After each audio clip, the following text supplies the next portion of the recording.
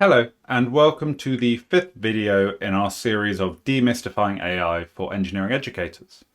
So, just as before, my name is still Peter Simpson, and I'm a lecturer at University College London.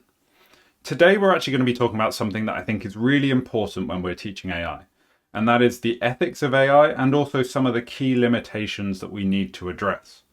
The reason I think this is so important is that we engage with students who are at a very early point in their career progression and their professional lives.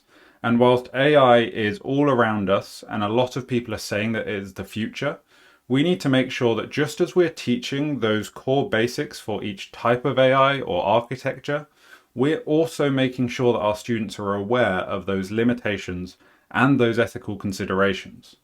We teach engineering ethics already, so why wouldn't we teach about the ethics of AI? So without further ado, let's get started. So as a very quick kind of overarching statement, let's look at why ethics matters. And the key thing here is that, as it says on this slide, AI decisions have real-world consequences. The role of AI is increasingly growing in design, analysis, automation, and errors in these applications can translate into safety, financial, environmental harm. So realistically, just as people have held engineers accountable for certain issues, we need to be able to hold AI accountable.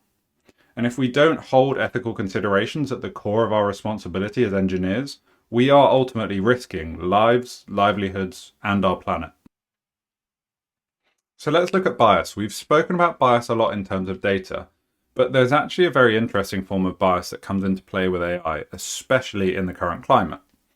So whilst we do have our data bias, which enters through our data sets, maybe even our labels and design choices that we're making as the user, we have then uneven, maybe even incorrect performance, and we can use testing to unveil it.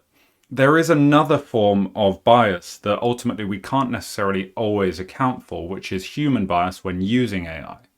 And that is this newfound bias where it is almost humans deferring their own judgment based on algorithmic recommendations. They are almost overly confident in the AI, and then it's overriding years of engineering experience, engineering judgment. Now, this can have real safety concerns when it's something that is a safety critical system, for instance. And this can be referred to as automation bias, where we're deferring our choices, deferring all of our judgments because of the benefit of the automation itself. Another key issue in terms of the ethics of AI is data privacy and ownership. So who controls the data behind AI? We've discussed that the data acts as the brain. It is one of the most important parts of this whole application. But who actually owns that? When looking at AI data privacy, it's a very complex situation. Theoretically, anytime you've inputted anything into a commercially available AI engine, your data could then be used to benefit others. And here, data privacy is not just about personal information. It could be your CAD models, your product information, sensor logs from a predictive maintenance schedule that you're trying to work out. And all of this could end up being problematic if it's not handled correctly. So with that, I'd like to pose three main questions. The first being, who owns the data? Now, often ownership is unclear in AI workflows, but can be broken down into the creator of the data and people that have permission to use it. The key point here is that just because data is uploaded to an AI system, there isn't necessarily an ownership transfer. So this is something that does need to be established when you're considering the use of AI. The next is, how is it stored? Now, our storage choices affect our security, access control, and regulatory compliance, so are very important factors in our work. Whether it's stored locally or on the cloud, poor storage practices increase the risk of leaks, misuse, or unauthorized access that could be very detrimental to not only our reputation as engineers, but also our company's reputation and ability to work in a sector. Finally, we have, how is it reused? So reuse cases might include training for models or improvements to models, but these must be done with consent. That is ultimately the bottom line here.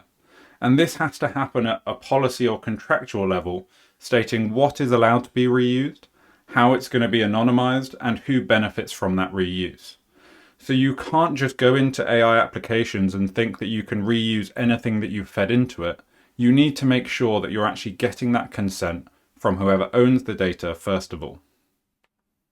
So the next key thing here is actually our role as humans, as professional engineers within the deployment of AI, because we cannot fully remove that human responsibility when it comes to AI deployment.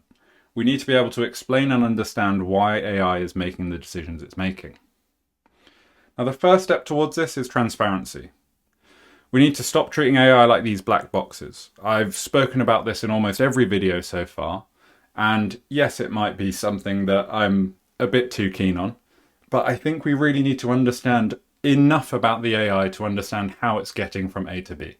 It will also help us in proving that our outputs are reliable before using them, and it's key to really building that trust, ensuring that we might be able to validate those things at the end of it, and obtaining the necessary certification to use this in proper workflows. Now, the key here is that this is really about understanding why AI is making the decision it makes. Next, we have accountability. Now, accountability ultimately within AI is that someone is always accountable for AI decisions. There is a bit of a grey area sometimes as to whether that is the user or the person that developed it, but ultimately as engineers, we must remain responsible for post-validation and approval. We cannot simply take what is given to us and use that as our final product. We need to do our own due diligence, not only to cover our own back and make sure that it's correct and not potentially risking anything in the future, but also just to make sure that our AI is actually returning useful outputs. Now, this is where clear, well-documented ownership prevents that ethical ambiguity. And if you have someone that is accountable, it can enable you to have a much better application of AI. Realistically, when we're talking about accountability, it's that someone has to be made accountable for those AI outputs. I'm not telling you exactly who that should be, but there needs to be someone. Now, this might have been a little bit doom and gloom in terms of here's all the things you need to think about and teach your students. But I think it's really, really important that we do teach this. We teach engineering ethics, at least at University College London, all the time. It's something that we really try and explain to students that this is a job that has the potential to impact the lives of thousands, if not millions of people in both positive and negative ways. Therefore, we cannot simply utilize AI and almost bypass all of those years of engineering experience, engineering judgment, and just bypass that with an algorithm. We need to still make sure that we are using AI responsibly. And I think by teaching this and teaching it alongside the actual core basics of AI, we make sure that we're actually making our students aware of those limitations alongside the benefits and the positives that come with AI implementation. We're not saying that AI is this ethical nightmare that you shouldn't use. What we want to get across to our students is that AI can be really powerful. It can automate